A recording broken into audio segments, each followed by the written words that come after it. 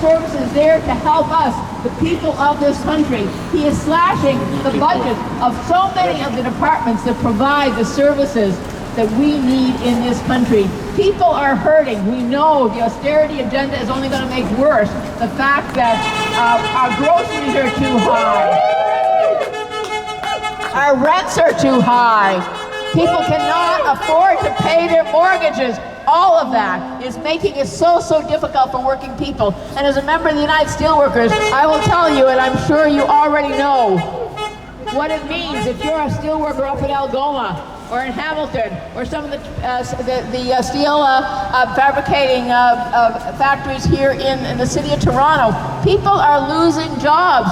Thousands of people are losing jobs, and we know in Ingersoll, in Brampton, in Oshawa, in Windsor, so many other places. In Quebec, the aluminum industry. In the West, the paper workers. These people are losing jobs, good union jobs, and we are supposed to support. We are supposed to support a war budget, invest in trains, not warplanes. I mean, it is not what the working class in this country are fighting for or have fought for. Our parents before us, our grandparents, and those who've come recently to the country, they come with that same history of working class fight back. And so what we are saying clearly today, and there will be many other rallies like this across the country, that we do not accept it. We will stand up against it. And I will tell you as well, you may have other speakers who speak to this, we have been fighting this government when they have legislated workers back on the job, whether it be the Port of Montreal, the Port of Vancouver. We have seen what they tried to do to the air flight attendants and so many more. And the CUPW, the Canadian postal workers, have been fighting for the public service that we deserve. We deserve home delivery. We deserve all of that. And they are trying to privatize to help their wealthy friends. And we stand firmly in support of the Canadian Union Postal Workers, the workers who fought across this country and who are going to fight again, hopefully until victory, because they know we are behind them. So we're here. This is the beginning. We have to tell Carney and all of the Liberal government, we have to tell Ford that we will not accept it. We will organize, and we know from our history, when we organize, we can win. Solidarity forever. Thank you very much.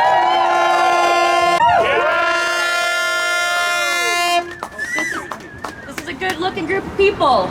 Woo! 2 years ago, D4P took over the street in front of this address to tell our MP that it was unacceptable, ridiculous, and unconscionable that Canada do nothing while a genocide is unfolding before our eyes and in every single screen in the world. Our MP has not moved much since then, but that doesn't mean that we're done pushing her.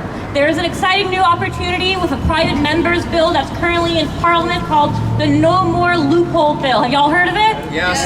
Yeah, okay. For those who haven't, and for our friends across the street, the flow of military goods between Canada and Israel operates through 3 distinct avenues right now. Direct commercial exports, imports of Israeli military technology and hardware, and indirect exports, where Canadian arms are shipped to Israel through transfers via the U.S.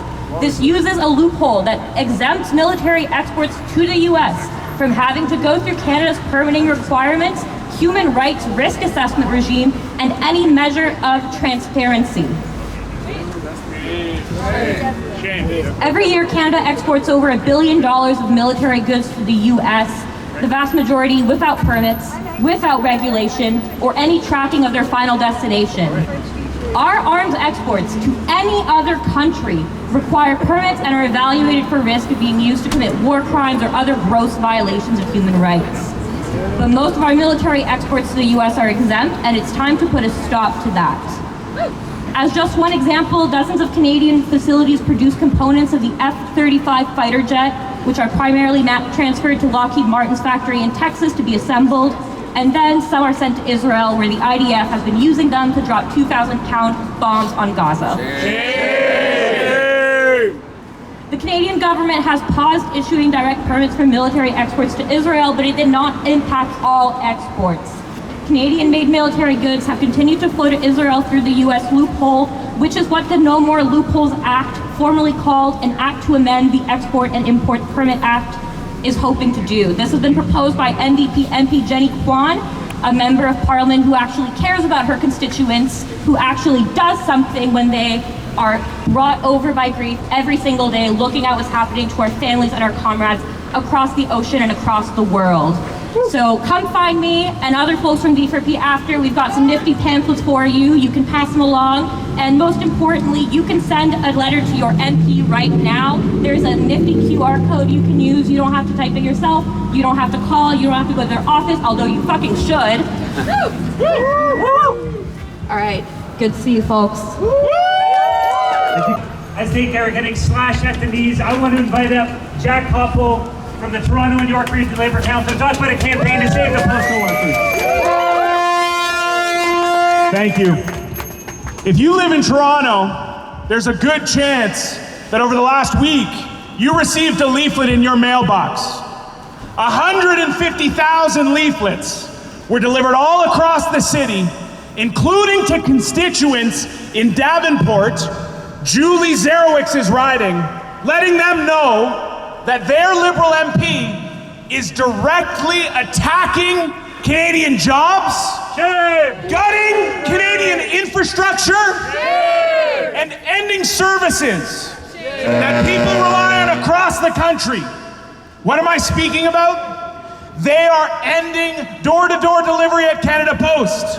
They are laying off tens of thousands of workers in the process. And that's just step one. We know that they are going to be mounting an even greater attack against CUPW, and make no mistake, this is just the first step. What they are doing to postal workers in this city and across this country is coming to workers in every single sector in every single region. If it's a public service, they're gonna privatize it. And it looks like they've picked up a playbook from the Harris years. What we need to do, they're saying to themselves, is undercut the service, make it so that people don't want to use it anymore, and then offer them a private alternative. And that's when they get their dirty work done. It's at that point that they cut the service altogether. And you'll notice very shortly thereafter, prices for that private service that was so happy to step in just years ago shoot up. So what do we see? We see a massive transfer of wealth from working people to the wealthiest corporations. Many of the corporations, which will be taking over the public post office, I would add, are American corporations.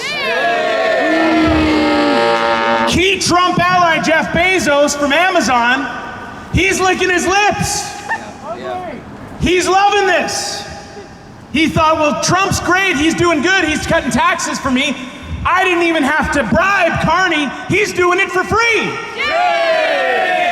Key Trump ally Carney. And it's the thing that makes me so sick, the thing that really bothers me, is that I want to wind the clock back. If you remember back in 2015, this Liberal government ran on saving the post office. They used it as a key platform plank to oust the Conservatives, who at that time were in the process of ending door-to-door. It's despicable what they're doing. But it doesn't end there. What I find truly unconscionable is that when Liberal MP Julie Zerowicz started to receive phone calls from her constituents, angered that they were losing a key service that they rely on, she replied to the media that she was incensed. She didn't want the word of their plans getting out. What the hell is this all about? And she said something I find so despicable. She said, my father was a postal worker. For 30 years, he worked at the post office. She went further. It's only because of the pension he got from the post office that my mother doesn't live in poverty. And now, she's the one throwing thousands of workers out onto the unemployment rolls, attacking the pensions of thousands more. What about their children? What about the poverty that they'll be facing? But isn't that just like a Liberal? I got mine. The rest of you get bent. And that's what this government is offering us. That's what Liberal MP Julie Zerowicz is offering us. We need to push back. So let's send a message to her right now. We need to tell them, hands off the public post office. Hands off Canada Post! This fight, because as I said, it's not just coming for the postal workers, but they are the first line of attack that this government is making. So by defending them and their contract and their union, we are defending ourselves. We need to reject this austerity budget and call it what it is. It is a war budget. We want a budget that focuses on working people's needs, not just big corporations like Amazon. Thank you. Give it